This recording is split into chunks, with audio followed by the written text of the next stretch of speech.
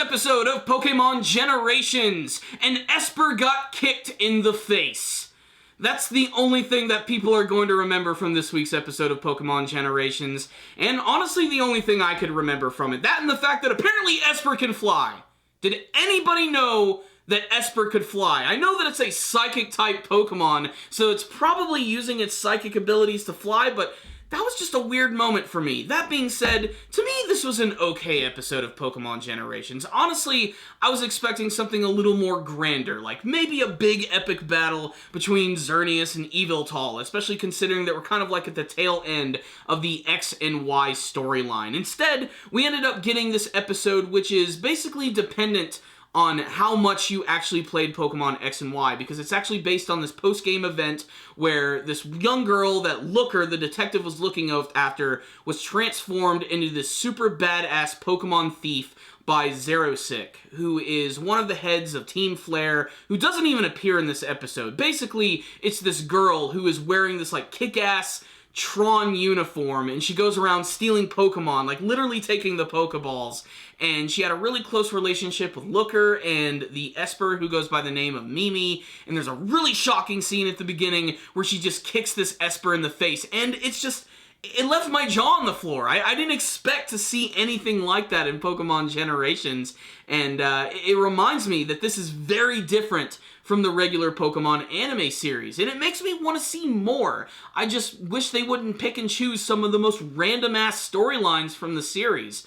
I didn't expect that they would do the Emma storyline in this episode, but they totally do. And frankly, it's okay. It's just as you're starting to get invested, though, the episode ends. I mean, they go through it really freaking fast in this episode, but there's still some fantastic animation in this one, which honestly I do believe is the highlight. So what's the rundown on this week's episode of Pokemon Generations? Really, the most praise that I can give to this episode has to go to the animation department.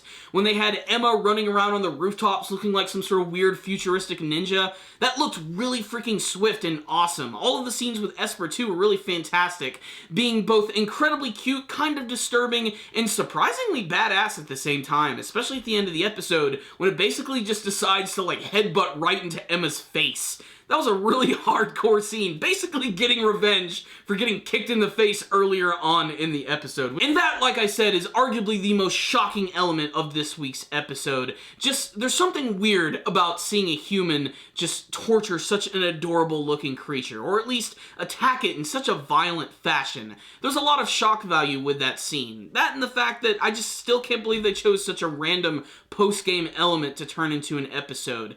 And again, it's another one of those episodes that does not necessarily benefit from the very short running time.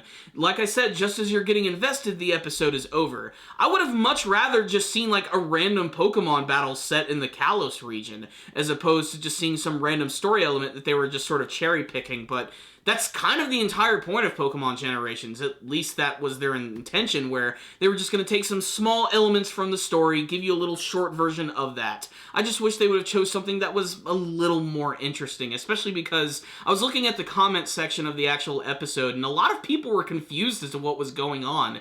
It basically showed that a lot of people never completed that quest in the game, which doesn't really come until the very end of the game. You actually have to go through and beat the Elite Four to have access to all of that stuff with Looker and Emma and everything, and it is an interesting story to say the least, and I do like the design of Emma when she's in that really crazy costume, which was brainwashing her and everything. Like I said, very reminiscent of Tron, especially with the look of the mask. In fact, it also kind of reminds me of Daft Punk a little bit too.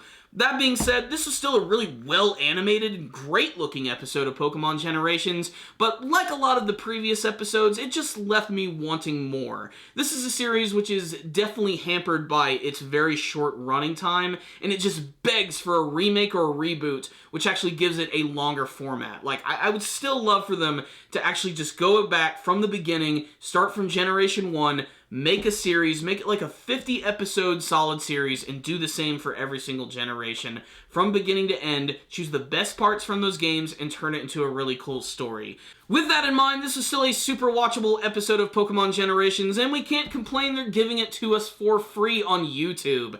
So make sure to check it out. But for me personally, this is kind of an average episode, so I'm going to give this one right here 3 Espurr kicks to the face out of 5. So check it out, Pokemon fans. If any of you did watch the episode, make sure to tell me what you thought about it in the comment section below. If you have not seen the episode, I'll put a link for that one in the description box, so make sure to check that out. Are you a fan of the Pokemon Espurr? Did you actually play that post-game mission at the very end of X and Y?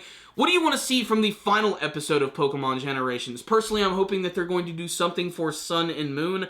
I think it would be the perfect opportunity to continue to promote Pokemon Sun and Moon and just bring more hype to this brand new Pokemon game. But who knows? I have no idea what they have planned, but I'm very interested to see. It's going to be the perfect holiday gift as it comes out next week in the final episode of Pokemon Generations, or at least I believe it's the final episode, so let's make sure to stay tuned for that. But that's my thoughts about this week's episode. Make sure to tell me what you thought about it in the comments section. Thank you guys for watching. Make sure to subscribe to the channel. Like the video if you liked this review. And, of course, leave me a comment or two. I will see you next time. And, as always, stay dandy, baby.